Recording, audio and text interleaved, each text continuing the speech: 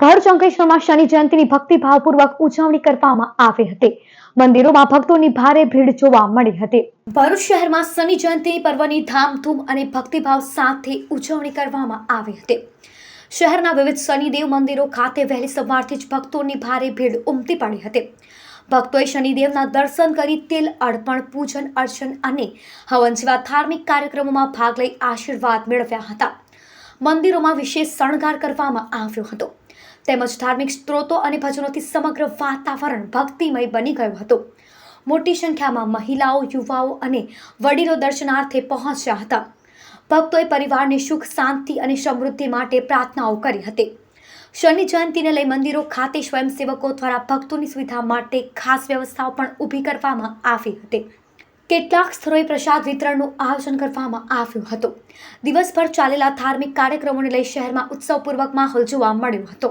આજે વૈશાખ વદ અમાસના રોજ શનિવાર અને શનિ જયંતિનો સંગમ થયો છે।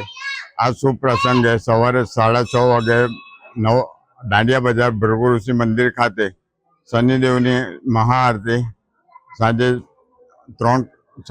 બપોરે 12 કલાકે મધ્યાહન આરતી અને સાંજે 7 વાગે સ્વયં આરતી રાખેલી છે, જેની નોંધ લેવી। સાથે સાથે આજે પબ્લિક પણ પુષ્કળ પ્રમાણમાં માલુમ પડે છે, જેથી દરેક ભક્તોએ આનો લાભ લેવા વિનંતી છે।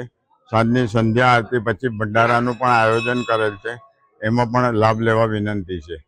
આ તરફ અંકલેશ્વરમાં પણ શનિ જયંતિ નિમિત્તે ધાર્મિક કાર્યક્રમોનું આયોજન કરવામાં આવ્યું હતું। અંકલેશ્વરના અંતરનાથ મહાદેવ મંદિર ખાતે શનિદેવ જયંતિ નિમિત્તે ભક્તોએ પૂજા અર્ચના કરી ધન્યતા અનુભવી હતી। મોટી સંખ્યામાં ભાવિક ભક્તોએ શનિ મહારાજના દર્શન કર્યા હતા।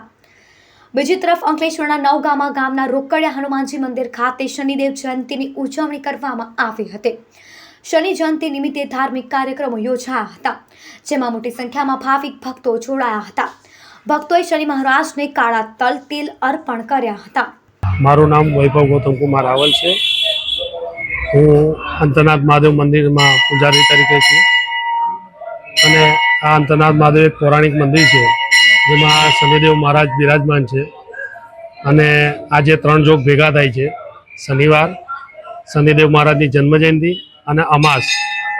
સવારથી અહીંયા દરેક ભક્તો ઉમટી પડ્યા છે એમના દર્શન માટે અને દર્શન કરીને ધન્યતા અનુભવી છે।